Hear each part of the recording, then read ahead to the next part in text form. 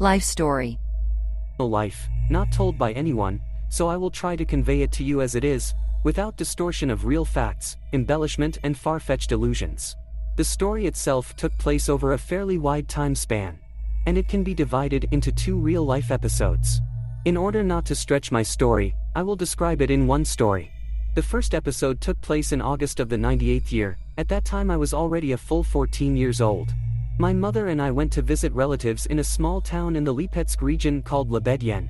To make it immediately clear to readers where it is, there is a large cannery for the production of fruit juices of famous brands.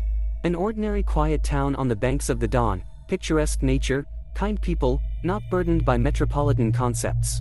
I want to note that almost all of my maternal relatives lived and live in those parts.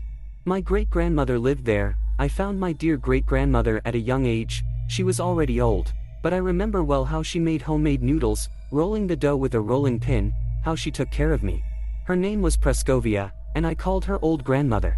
My sweet old grandmother passed away in the early 90s. Mom cried a lot when seeing her off. She spent all her childhood in her village. And now the summer of the 98th year, August, we are going to Lebedyen. Our relatives live there, and great-grandmother is buried. It so happened that a lot of relatives gathered at that time. They even came from the Leningrad region. Tons of adults and kids.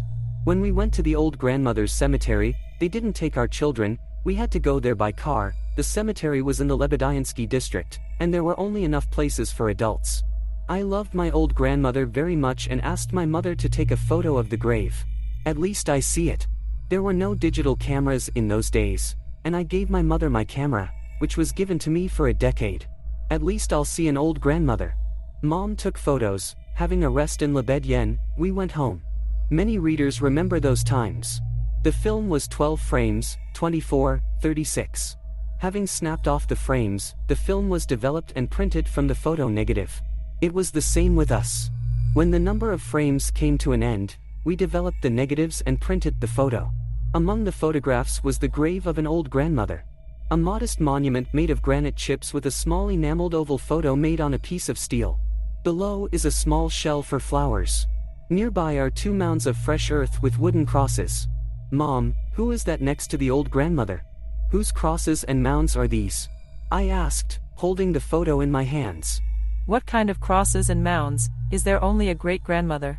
Mom told me and took the photo from my hands. I once again took the photo in my hands and was a little dumbfounded.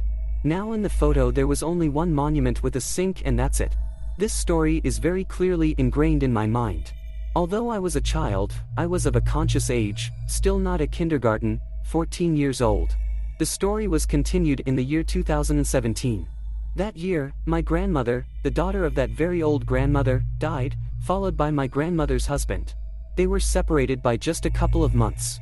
I couldn't attend their funeral. I was overwhelmed with work. My mother went to the funeral. I was only able to come closer to spring.